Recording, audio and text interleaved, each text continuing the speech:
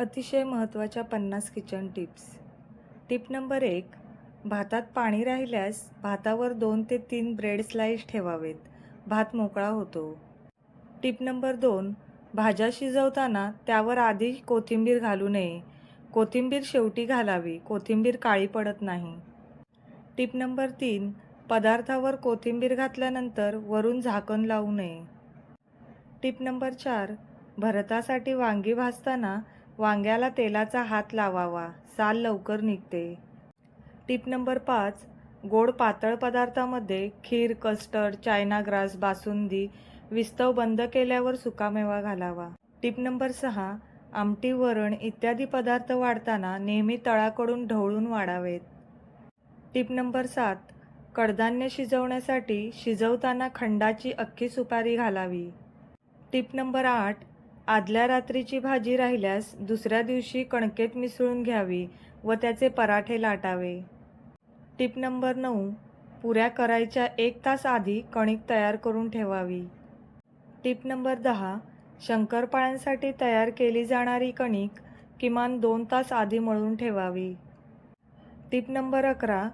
पुरीसाठी कणिक भिजवताना थोडी घट्ट भिजवावी. Tip number 12. पुऱ्या थोड्याशा जाडसर लाटाव्या. पुऱ्या फुगून खुसखुशीत व मऊ होतात. Tip number 13. वापरून झालेली काचेची भांडी थोडासा साबण कोमट पाण्यात घालून लगेचच विसळून घ्यावी. Tip number 14. कढया घेताना शक्यतो जाडसर व कान नसलेल्या घ्याव्या. Tip number 15. लोखंडी तवे, पळ्या इत्यादी लोखंडी वस्तूंना धुवून ठेवल्यानंतर तेल लावून ठेवावे, गंजत नाही. Tip number 16. नॉनस्टिक तवे लिंबाच्या फोडीने अथवा सालीने स्वच्छ करावे. तव्याचे कोटिंग न निघता तवे दीर्घकाळ टिकतात. Tip number 17. नॉनस्टिकच्या तव्यावर धातूचा डाव अथवा कालता लावू नये, चरे पडतात. Tip number 18. स्वयंपाकासाठी कॉपर बेस असलेली भांडी वापरावी, इंधनाची बचत होते. Tip number 19. स्वयंपाकासाठी स्टील भांड्यांचा वापर करावा. Tip number 20. तेलाच्या किटलीखाली अथवा डब्याखाली नेहमी वर्तमानपत्राच्या कागदाची घडी ठेवावी. तेल जमिनीला लागून चिकट होत नाही. Tip number 21. भाज्या शिजवताना मंद गॅसवर अथवा कुकरमध्ये शिजवाव्या. जीवनसत्व नष्ट होत नाहीत. Tip number 22. भाज्या फार बारीक चिरू नये, जीवनसत्व नष्ट होतात. Tip number 23. फळभाज्यांची साले काढू नये, ती तशीच खावीत, त्यात जास्त जीवनसत्वे असतात. Tip number 24. कडधान्य स्वच्छ धुवून भिजत घालावी. हे पाणी फेकून न देता आमटी करण्यासाठी वापरावे. Tip number 25. कांदा चिरताना कांद्याची साले पाण्यात टाकावी, म्हणजे ती उडत नाही. Tip number 26. कचरा जमा करताना तो 2 बादल्यांमध्ये करावा, एक सुका कचरा व दुसरा ओला कचरा. Tip number 27. जेवण करताना भाजी आमटी ढवळण्यासाठी घेतलेले चमचे, डाव खाली ठेवू नयेत, तर त्यासाठी एखादे भांडे घेऊन त्यात ठेवावेत. Tip number 28. दूध 2दा तापवल्यानंतर फ्रीजमध्ये ठेवावे व नंतर ते बाहेर काढून त्यावर जमलेली साय विरजणाकरता वापरावी. साय व लोणी भरपूर येते. Tip number 29. भाजीत कांदा घातल्यास त्यात हिंग घालू नये, भाजीला उग्र वास येतो. Tip number 30. अपचन झाल्यास आल्याचा रस प्यावा. Tip number 31. स्वयंपाकघरात कागदाचे लहान लांबट आकाराचे 20 ते 25 कपटे करून घ्यावेत, म्हणजे शेगडी पेटवताना लायटर अथवा काडेपेटी सारखी लावावयास लागत नाही. Tip number 32. पराठे करताना कणकेत थोडा मैदा घालावा, पराठे मऊ व खुसखुशीत होतात. Tip number 34. अतिरिक्त सरबत राहिल्यास ते सरबत बाटलीत भरून ठेवण्याबरोबरच त्या आईस ट्रेमध्ये घालून त्याचे क्यूब करावे. पुढच्या वेळी सरबत करताना वापरता येतात.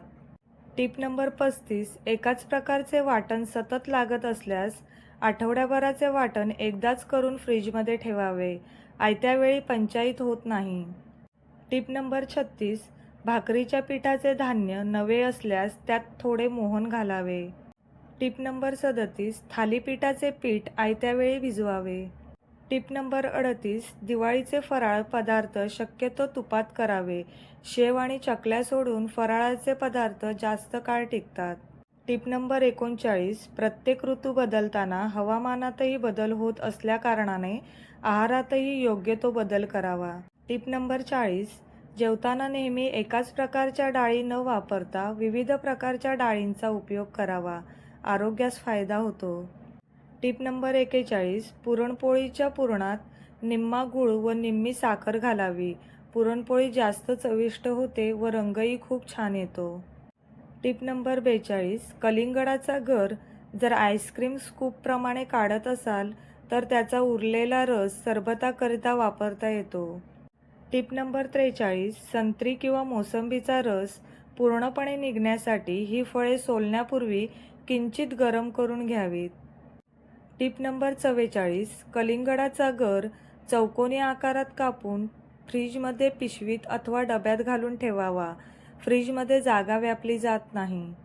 Tip number 45. वर्षाचा तांदूळ एकदम भरताना तो स्वच्छ करून त्यात 250 ते 300 ग्रॅम मीठ व्यवस्थित सर्व कालवून ठेवावे. कीड लागत नाही. Tip number 46. वर्षभराचा गरम मसाला एकदम करून ठेवल्यास त्यास दमटपणा येऊ नये म्हणून त्यात हिंगाचा खडा टाकून ठेवावा. Tip number 47. लाल मिरची दळण्यापूर्वी 2-3 दिवस उन्हात ठेवावी व त्यास मोहरीच्या तेलाचा हात लावावा. मिरच्यांचा रंग कायम राहतो. Tip number 48. साखरेत 5-6 लवंगा टाकल्यास मुंग्या येत नाहीत.